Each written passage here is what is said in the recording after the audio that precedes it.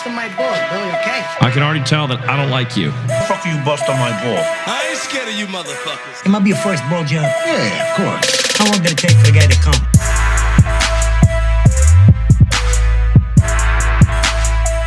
What's up, everybody? Welcome to another episode of Bustin' Balls. I'm your host, Eric Pennell. OW20 is my squirt. I do man shit, and it's a 100% wide-own podcast. How's everybody doing out there, man, huh? You guys having a good summer? Your kid's nice and healthy? Your wife's nice and happy? You getting your money?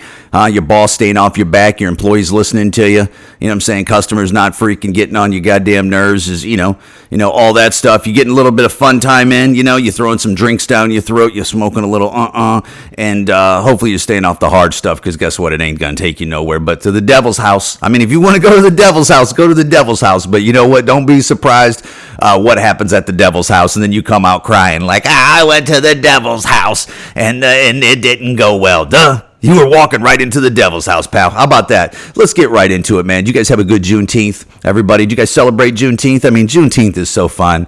I mean, you go, you celebrate, you have a lot of fun, you have a lot of good times, and then by the end of the night, somebody's shooting 45 calibers at you and stuff, and a couple people are getting shot and dropped. Just good old fashioned, holidays fun. Everybody knows about JuneTeenth, how safe and celebrating it is. It's like, dude, can anybody just go to a celebration and enjoy it? I mean, hell, this holiday's only been a national holiday for, I think it's a national holiday. I don't really care if it isn't, I really don't care. I really, it doesn't change my day. I still worked on JuneTeenth. You know what I'm saying? The July 4th, most July 4ths, I think, in my adult life, I've still worked on July 4th. I know that sounds pathetic, but when you're a guy like me in the mud, that's what happens. I've worked most holidays. You know how many Christmases I've worked? You know how many, and that's like an important holiday to me. You know how many Christmas Eves I've worked? A lot of listeners here. It's like, dude, it's like we ain't taking that off. But yeah, man, JuneTeenth, you can't even go to, they can't even have a day. And I'm not saying they as black people. I'm just saying whoever's going celebrating it, can't even go there and enjoy it and walk away safely and say, hey, man, we had a good day. Some guy's emotions, because most of these guys are guys that are shooting, I would assume, that their emotions, they can't even check their little girl emotions, for an evening of somebody that disrespected me and I got to pull a gun. I mean, first of all, if you're pulling a gun at a JuneTeenth cookout or celebration or anything like that, dude, that's not a responsible gun owner. Okay, I'll tell you that. I know how ridiculous that sounds, but all these people that want to get rid of, gun laws and toughen up things and stuff like that. That's not a responsible gun owner, okay? First of all, responsible gun owners, they're going to concealed carry classes for 16 hours. They got to do 2 8-hour classes in a lot of these states. Like the state I live in Illinois, you got to go to 16 hours of concealed carry class. First of all, to get a gun in the state of Illinois, and I know a lot of states have constitutional carry and they have different processes, but excuse me, a state like Illinois, you have to first get a FOID card. With the D at the end. You have to apply for a FOID card. You got to go, hey, communist state of Illinois, as an American with my rights, my God-given American rights as a human, I'm supposed to be able to get a gun, but I got to go through you and wait for you to send me back a card, a FOID card, so then I could go to the gun store and hand them my FOID card. Dude, if you go to a gun store in the state of Illinois and you don't have a FOID card, they won't even let you touch a gun. They won't even let you touch a gun because they just know, I can't even sell this to you. You don't even got a FOID card. I'm being dead serious. And there's certain counties, like Chicago's in Cook County. And if you live in Cook County, if your license says Cook County on there, they won't even hand you certain guns. I've heard of stories. I know a family member that he was trying to look at I think it was AR-15. I really do. I think he was saying it was AR-15.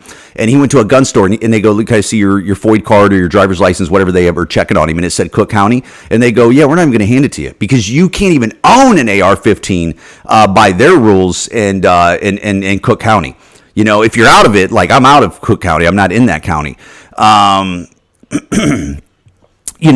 I don't go by those same rules, but dude, so yeah, you got to even just hand them a FOID card, just to even grab a gun. And then if you want to do concealed carry, you got to take 16 hours of classes. You got to sit in a class. They got to tell you hey, look, if you pull this gun, it's got to be deadly force. You just don't pull this gun just to flash it around. You don't discharge it. And then the responsible gun owners, a lot of those people that have concealed carry, they have that concealed carry insurance. And I don't know much about that. I don't know much about that. But I do know there's concealed carry insurance that if you pull that gun on somebody and you have a concealed carry and it was deadly force, and you're supposed to call that number almost right after you call the police or something like that, and inform them. And then it has something to do with where, they have like they hook you up with lawyers and what to say and what not to say, and almost try to protect you. That's like $7-10 a month or something like that. Is the last time I looked it up.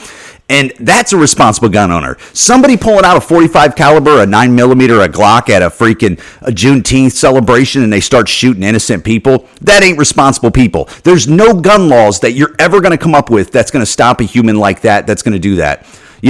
Those people, look, if they were educated in gun safety, that would be the best thing. I mean, that is something that you could do. I mean, but they'll never do that. They would never do that in these cities. They would never go, hey, look, let's start doing gun safety classes at an early age. At an early age. I know that sounds ridiculous. It probably is a ridiculous idea, but it's maybe it might help. Maybe it might help the responsibilities of where maybe these young kids and these young adults would think like, yeah, I'm not going to pull this and just start shooting innocents.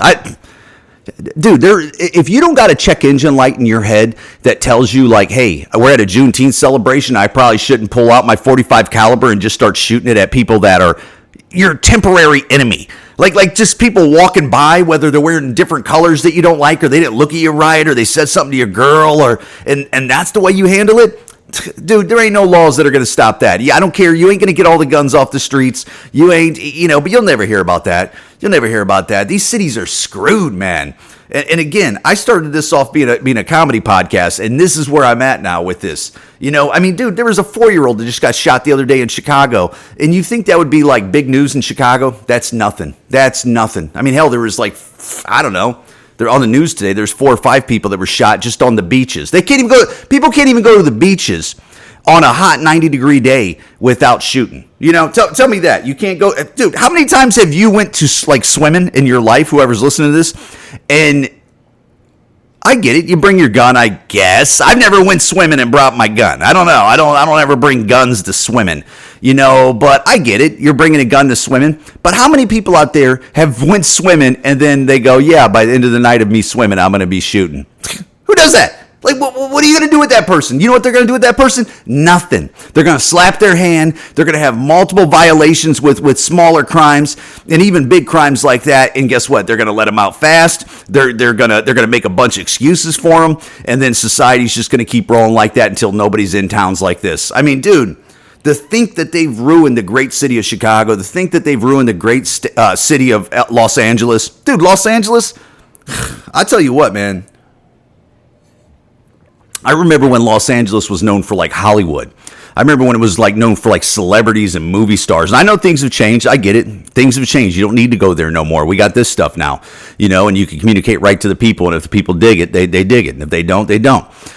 But dude, that city was known for like glamour. It was known for cool. It was known for, trending. It ain't known for that no more. Who when you think about Los Angeles, do you think about that? No more. And I know people go, well, it's because people don't have to go there no more. Baloney. They got some of the best beaches in the country. They got some of the best weather in the country, if not the best weather. And dude, it's a shithole. It's just, that is a fact. That is just what it is. And and they have no plan to change it. They have no plan. And it's the same thing with like, Portland. It's the same thing with, Boston, Philadelphia, all the towns. They just one by one ruin them with, look, I get it. Don't be tough on crime for certain crimes where it's like, look, man, we got to get you help. Homeless, you got to get these homeless people off the streets. You just got to, look, man, you got to lock them up in a responsible way, not like prison, and you got to get them clean, and you got to try to educate them, and you got to those guys got to be connected to jobs and support, and that's where you put all the money in. Where you go, hey, look, you're not sleeping on the pavement. You're not sleeping on the pavement. You come over here and you put a tent up and you try to sleep. You're getting locked up in that program. You're gonna be gone for, I don't know, whatever the program's for. Whether it's like you're getting locked up for 6 to 8 weeks or maybe 3 months or 6 months. and we're going to keep you clean for that long. And then if you keep doing that, then it's going to get longer and longer. And I know that sounds terrible, but I'm saying in a good way. I'm not saying like where you lock them up in a concrete cell and where it's like, look, you're not sleeping on our streets. That's not it at all. And dude, a lot of this stuff sounds so simple to do, and I get it. It's not a simple thing to do, but what they're doing is not working. Okay, that's a fact. That is a fact. What they're doing right now is 100% not working. All right. So, I mean, and they're putting a lot of money into it. Everybody's always heard the numbers on like what they do in homeless, especially like Los Angeles and stuff and all these towns, what they're putting into it. Dude, when you're handing out crack pipes and meth pipes and needles, I honestly, man, I don't really think that's the move. I get it. I mean, I'm sure there's statistics saying that, STDs have gone down for this and that. But what are the other side effects that you're just keeping this thing, just kicking it down the road, and you think you're, it's. I get it. People have good hearts, and they think that that's what they need and stuff like that. But what they really need is leadership, and they need, strong, smart people with better plans around them. That's what they need. They need people to, encourage them enough and also tell them no, that we're not going to put up with this. And then also you got to be hard on certain drugs, like certain drug dealers. You get caught with whatever, and it's like, look, we're going to have to fix this too, bud. And I get it. You're not going to get rid of drugs. I know this sounds ridiculous, but this plan ain't working, dude. And again, war on drugs didn't work either. But this plan is clearly not working. And I don't know why I just went on a I don't know how long I've been talking about this. 11 minutes. I got a bunch of stuff written down, and none of this was it. I wrote down JuneTeenth. I was like, but I was just going to talk about JuneTeenth for a second there. But dude, it's so funny now to, I don't know if you guys have been following the story with like the press secretary of the White House, the little lesbo freaking African-American girl, one of the biggest liars I've ever seen. These people are snakes, man. Like where, they're telling you what your eyes are seeing isn't what it really is. Have you seen that? Have you followed that? How Joe Biden's just basically gone. I mean, the poor guy's got dementia. He's got Alzheimer's. He's old as hell. And they're telling you like, no, he's not like that. We've only seen every speech that he's done. Like every week there's a Joe Biden like ba ba ba ba ba ba, and every week there's something where his hands like where he's just dead staring. He ain't moving. And he's kind of just out of it. And we know what that is. He's having a senior moment. And when a country like the United States, a world power, is on the verge of World War III. I mean, dude, there's World War III's like right there. I mean, just look what they did. They just changed something with the draft and stuff like that already. That's not a coincidence, okay? I mean, look that up. I mean, that's not a coincidence. And you got Russia, Ukraine for this. You don't think Russia's like, look, we know what you guys are doing. They know what we've been doing. Israel and the whole Palestine thing and Iran and stuff like that. You don't think that's something, And then all it is and there's always little wars going on also around the world and stuff like that. And there's just like maybe one or two more things. This guy is the leader of the United States. That guy, Joe Biden. And he's got the behavior that he has right now, and they want him to get reelected, and we're on the verge of a World War III. That's some snaky stuff right there, man. I mean, that shows you how snaky they are. Where if that's what they're if that's what they're trying to do, and they know how serious this situation is, dude, you're on a verge of World War III. You don't need a guy like Joe Biden in there. I'm not even saying you need a guy like Donald Trump, but you need a strong, smart, calculated leader that is, they're working on their toes and they're moving. Okay, this guy ain't moving. This guy ain't thinking, and they want him to do another 4 years. That shows you that the people that are pushing this guy and that are behind this guy are snakes. I'm not saying all Democrats are snakes. I'm saying the people that that are propping this guy up and they're pushing for him, that is the most snaky, suspicious thing I've ever seen. And if people can't see that for what it is, I'm sorry. If you don't got a check engine light in your head that tells you that that this is an issue, your head's in the sand, bud. Your head's in the sand. And this ain't even like a pro Trump thing or anything like that. He's the best option out of these two. All right, and I get it. People go, well, what about Kennedy? It's like, yeah, you know what they're doing with Kennedy? They're doing their best to get rid of Trump, so you can either have your option to vote for a Democrat or a Democrat. Okay, because Kennedy's a Democrat whether you want to admit it or not, and you could snake around how, oh well, he's this, he's that, he's this, he's that. No. He's a Democrat. Okay, so your options if they get rid of Trump and they try to lock him up or they get him off these ballots, your option is you can vote for a Democrat or a Democrat. That's what they're trying to get it down to. That's basically what it is, because he's a Democrat. Okay, he's always been a Democrat. Although look, man, Kennedy has some ideas. You know, he also has some goofy ideas. Also, you know, I mean, I get it. He can have goofy ideas. All these candidates, man. You know, they don't have to agree 100% with you. They just got to check the majority of the boxes, or they're the best option at that time. I get it. If Kennedy was in there and he was the best option, he'd probably get my vote. But right now, he ain't the best option. Joe Biden is not the best option. People that are, dude, they just did that celebrity event. I don't know if you've seen that, where Jack Black, he's coming out and, you know, saying he's going to support his president, you know, and Jack Black, it's like, I get it, dude. You're Jack Black. I get you, bud. Julia Roberts. And, dude, these people are standing beside this guy. Obama came out. You know, that's the video where Obama, like, grabbed his arm and was like, because he's just, you know, Obama's just sitting out there, or Biden's just sitting out there, like, you know, just brain dead. And Obama had to grab him by the arm and say, come on, Joe, let's go.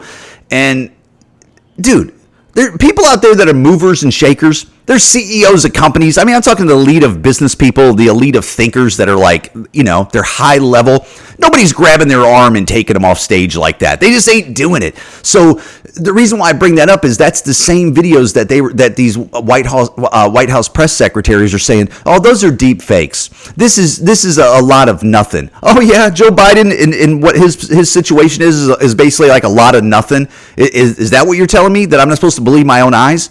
You know, it's the same thing when the whole COVID thing came around and they go, don't think for yourself. Don't think. Don't get research. Don't look up research. Don't think for yourself. They want you to not think, man. How bad is that? How much of like devils are you when they don't want you to think for yourself and they don't want you to obey your own eyes? In your eyes that you see, and it tells your brain and what your brain is telling you. They're telling you, don't listen to your own brain. Listen to our brain.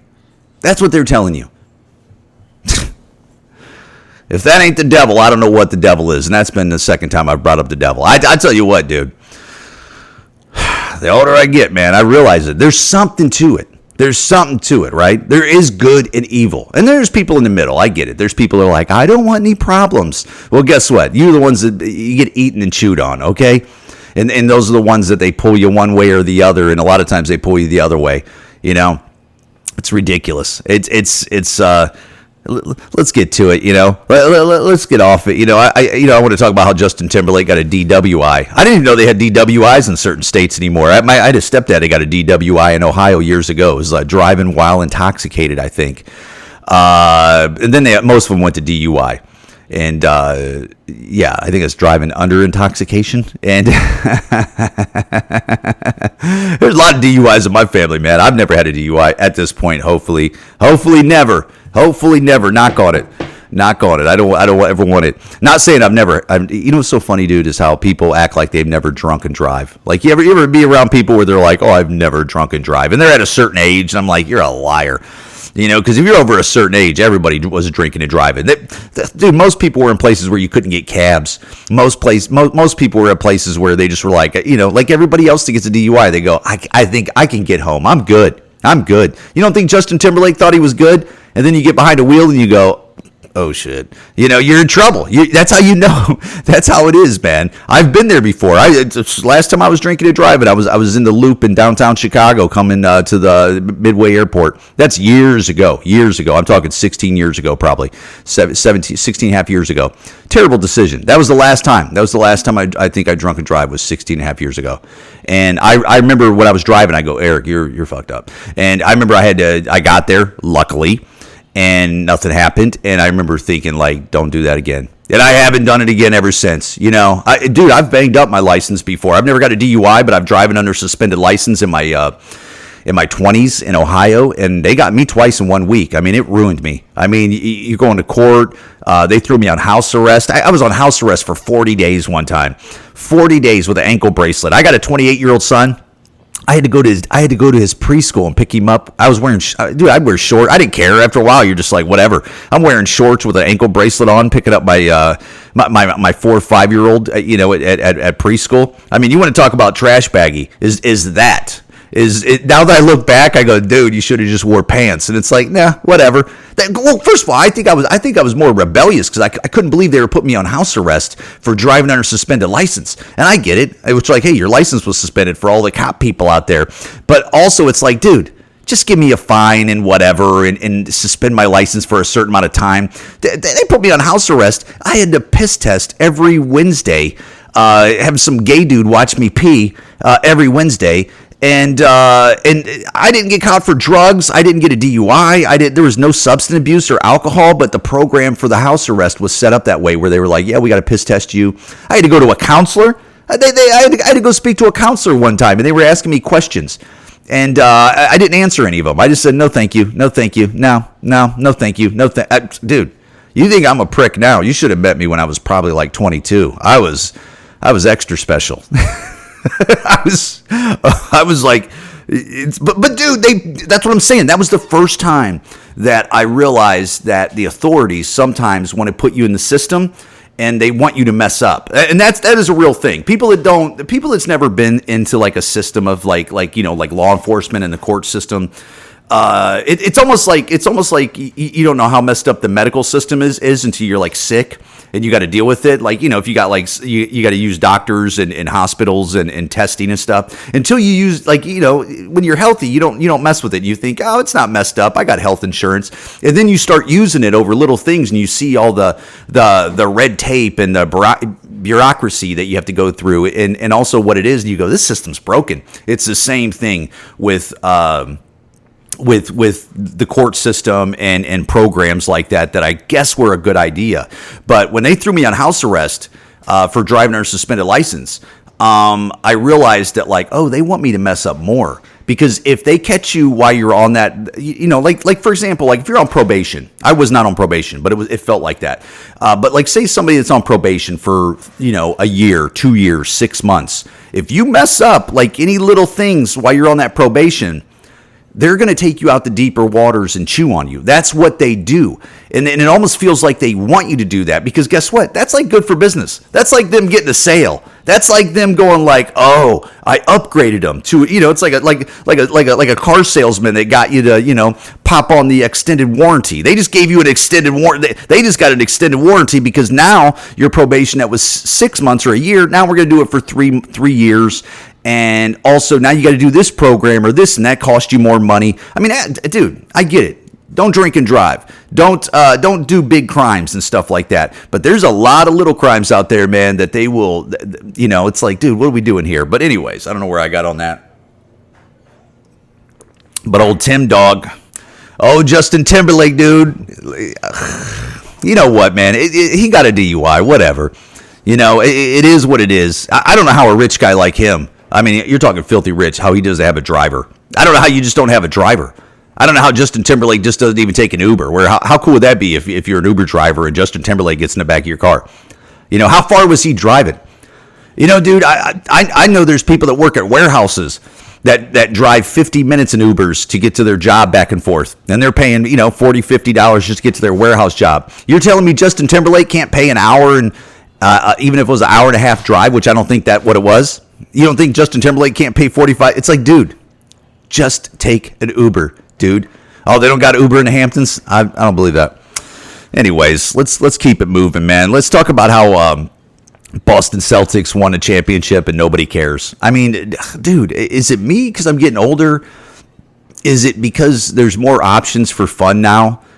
There's you just got more options and there's less eyeballs and people's eyeballs are going to other things because they're like, yeah, that was the thing at one time. But dude, I feel like these NFL championships, like the Super Bowl, I feel like the NBA championship, it's just not as exciting anymore. I don't know if the product got watered down. Look, I get it. It's a mixture of everything, but I feel like the product has gotten worn down. Nobody cared about that Boston Celtics championship. I mean, yeah, the people of Boston did, but does it feel big? It doesn't feel big anymore, right? Like a Super Bowl doesn't feel, it feels weaker. It feels there. I don't know what it is. I don't know what it is. Maybe because it's not my team. I don't know. But it doesn't feel like it's a big event anymore. Dude, Boston won that championship. Nobody cares. Nobody cares. And also, like that Boston team, you know one thing what it is? Maybe there's too many teams. Maybe there's not enough superstars to go around. But that team doesn't look like a world-class team. Does the Boston Celtics, when you look at them, you go, man, that's like an all-time great team. It doesn't feel like that anymore. Even with these Super Bowls. I know Mahomes just won his third ring. They want this guy to be the GOAT. Like, Mahomes, there is an agenda with that. The guy's good, but there's an agenda with Mahomes. They in that squad, 100%. And again, and people could say the same thing about the New England Patriots. I mean, leagues do need, like, their main guy. Leagues do need like their face of it and stuff and a representative. I get that, but I just feel like these championships are not as big as they used to be, and it's probably why. I mean, dude, with all the influencers and all the people streaming and the kids nowadays, they're not into it as much. That's probably what it is. What's crazy is when the biggest basketball player in the world is Caitlyn Clark. That tells you something's up, all right? When it's dude, no disrespect to women. I mean, it is disrespectful, but I'm not trying to be. I mean, everybody takes anything disrespectful these days, so who gives a shit? But when Caitlyn Clark is the biggest basketball player in the world, and it's a WNBA player, that tells you something's up right there, man. That tells you that people are like, it's old hat maybe, and they're over it or something. I don't know, but. Dude, I don't know if I talked about this on the last podcast. It's been a minute, but did you see that they're not even going to put Caitlyn Clark on the Olympic team? Like, where it's like, you guys aren't even going to put her on the Olympic team? Maybe it's changed by then. I mean, maybe they realized, like, we really messed up. But to think that she's probably the most popular athlete in the world right now, and definitely in basketball, and they don't even put her on the team. That shows you the racism that they got for her and the hatred that they got for her, and how dumb women's basketball is, and how dumb the NBA is, or WNBA is in the NBA, because the NBA runs the WNBA. You think that they would be like, look, like, let's not be too obvious with this, but let's push this thing. Let's push it. And ladies, if you're smart about it that play against her, look, I'm not saying take it easy on her, but you might want to embrace it so it'll grow your sport because it's getting more eyeballs. Dude, I think they said the average. I can't remember how many it is. I can't remember the number, but I think it's when people they go watch the game. I think Caitlyn Clark. I think the number is like 15,000 people watch Caitlyn Clark games in Indiana, whatever that team is she plays for, and all the other NBA teams. I think the average is, or I think who's the competitor of her that plays for the Chicago Sky? That young lady that went to LSU. She gets like 8,000. I think 8,000 people come to her games or something like that on average, or something like that. It's some number like that. Where I'm definitely wrong on this information. I just heard it the other day and I go, whoa! So it's double what even their next best star that they're trying to push is. And dude, it just shows you like why would they do that? And it's just like what Dave Portnoy did or whatever, how he's making that comment, like with even the Olympics and stuff like that, where it's like, dude, I don't want to hear about you ladies, we don't make enough money, we don't this, we don't that. You're not leaning into it. It's just lean into it, you freaking idiots. Anyways, let's talk fantasy for a second here. I want to talk fantasy. We're talking, these are the rankings for PPR leagues and NFL, fantasy football. Christian McCaffrey is still number 1. CeeDee Lamb is number 2, which is interesting. Tyreek Hill is number 3, which is very interesting. It makes me wonder, is Tyreek Hill still going to be the guy that is going to have another good year? Is there anything that's told you that Tyreek Hill is going to fall? I mean, he had a great year last year. It just, I don't know. That's the one I'm sniffing on where I go, I don't know. Amon St. Brown is 4th ranked in PPR. Ja'Marr Chase, Justin Jefferson. Breece Hall is the first running back in ranking in Bijan Robinson, A.J. Brown, which I tell you what, people love A.J. Brown. I ain't really digging that dude. I don't know what it is about him. I don't know if there's too many mouths to feed. They got Smith over there too. They got that Smith over there, And I mean, is there enough mouths to feed with A.J. Brown? Does A.J. Brown do it for you? Garrett Wilson's 10. Puka Nacua is 11. Dude, Puka Nacua, I've said this before. Out of all of those wide receivers, CeeDee Lamb, Amon St. Brown, Jamar Chase, and Puka Nacua. Honestly, dude, I think that's like my ranking for like the top 4 wide receivers. You know, it's really what, you know, where my gut goes on that, because I get it. Justin Jefferson's the man, but something's telling me on Justin Jefferson, like he's been getting hurt. I don't know if that's contract dispute stuff. I don't know, man. Once players start getting hurt and they start getting injured, you don't see them on the field that much. I tend to just want to stay away from it, even if they are a super athlete. And it's you know, Justin Jefferson's arguably the best wide receiver in the league. But for some reason, why is he ranked 6? All, you know, if he's the best, why is CeeDee Lamb and Tyreek Hill and Amon St. Brown and Jamar Chase above him on a Fantasy Pro ranking? You know, and I get it. This is just one website. But there's a reason why Justin Jefferson is so good, but his ranking is, yeah, he's still in the top 6 of top 6 players.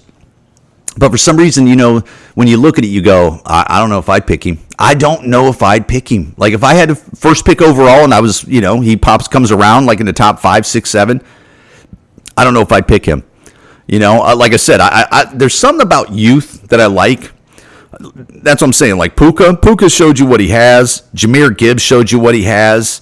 You know, Bijan Robinson being young and you still see a lot of ceiling in him. He still has something. Hell, Amon St. Brown, which I have in my league, and I'm going to keep him. There's something that's telling my gut that like he's due for an injury. But I mean, can you play like that? Can you predict injuries? Can you predict? I mean, he's still a young guy, but you know, his tread, he's you know, he's halfway on that tread almost and stuff. And I know he's only been in there. This is probably like his 4th year maybe. But there are players like that where you go, I don't know. But then again, I've had that before. And then, you know, you don't lean into a player and then they actually do well and stuff like that. But I don't even know if you take Christian McCaffrey overall. I know he's got all his money, you know, but when you're talking running backs, Christian McCaffrey, Breece Hall, Bijan Robinson, Jahmyr Gibbs, Jonathan Taylor. I don't even know about Jonathan Taylor. Like, seriously, when you're talking he's the 5th best running back, Saquon Barkley, I got a feeling about Saquon Barkley being on a new squad and he wants to make noise. And that Philadelphia team's loaded. I mean, that could be a good team. We don't know how they're going to use him, but we just assume they're going to use him like, you know, like Barkley should be used. I tell you what, Travis Etienne, that dude did really well last year. For him to be the 7th best running back. And Kyren Williams, dude, they're saying Kyren Williams, they brought in that rookie running back for the Rams, and they're saying that he's going to get some. You know, and they're also saying that, like, Kyren Williams, you know, if he gets hurt a little bit and he gets injured, that they're going to bring in that rookie running back, and then he could steal it from there, where it's like, hey, dog, it's mine. I'm younger. You get hurt. You know, I know he's young too, you know, but I tell you what, man, this Rachaad White, you know, pretty good, man. I mean, he's still solid if that was your 1st, 2nd running back. Pacheco, pretty solid. You know, Devon Achane, I mean, Gibbs is ranked 4. Achane arguably ranked higher than him. It's just he couldn't stay healthy, you know, for jumping right out of the gates, and he can't stay healthy because he's such a super athlete. But Achane is nasty. Derrick Henry's going to have a good year this year, but who knows if he gets hurt because he's long in the tooth. Josh Jacobs, Kamara, I'm staying away from. James Cook, I can care less about. Joe Mixon might have a good year if you pick him up late. I don't know, man. You know, some of these names that you see, dude, it's just, you know, Chris Olave, I got him and I was debating keeping him. People love Chris Olave. You know what Chris Olave's problem is? He's consistent and you know, dude, he'll get you, depending on your point league, he's getting you 12 to 14 points every week, but for some reason, you're just not getting like a boom out of him. But, I mean, he's more consistent. I mean, I guess you'd rather have a consistent guy than a boomer bust. That was Laporta, like the tight end Laporta last year. That was the best thing about him. He just was consistent. You know, and I guess if you're looking for wins, consistency is way better than, look, the booms are nasty. I mean, I guess I see the huge argument of a guy that's like a quarterback that's like, dude, he got me 38 to 45 points. opposed to like a guy that just constantly gets you, 21, 23 points, 19, 23 points, and then there's a boom guy out there to get you 45 points. And then there's some weekends he'll put up, 14 to 16 points where you go, God, this guy, but when he booms, he booms. I guess consistency is much better. Marvin Harrison Jr. is ranked 11th over the wide receivers. Michael Pittman Jr. is ranked 12. Ayuk, which she's complaining about his contract. Ayuk wants his money. You know what I'm saying? I think they're going to end up trading Debo or something like that just to free up freaking Ayuk's money or something. I don't know what's going to happen with that. Drake London, which a lot of people are wondering if London with Cousins now is going to be a better pick, and that's going to be a value pick. Mike Evans. Is Mike Evans going to fall off this year? He's been around a long time. DJ Moore, 16. I mean, like I said, I tend to go younger. I tend to, look, CeeDee Lamb can't do nothing wrong. I guess you end up with Tyreek Hill, can't do anything wrong. All those guys, Jefferson, Chase, Amon St. Brown, A.J. Brown even, you can't go wrong with it. Garrett Wilson, if Rodgers is decent this year, you can't go wrong with it. Poor Garrett Wilson just needed a quarterback, and he just can't get a quarterback. The guy just can't get it. Devontae Adams, the poor guy just can't get a quarterback. Devontae Adams, honestly, Devontae Adams, I think that was the biggest mistake that he made was going to Oakland. I mean, could you imagine Devontae Adams on, dude, even if he was still on Green Bay, could you imagine Devontae Adams with Jordan Love?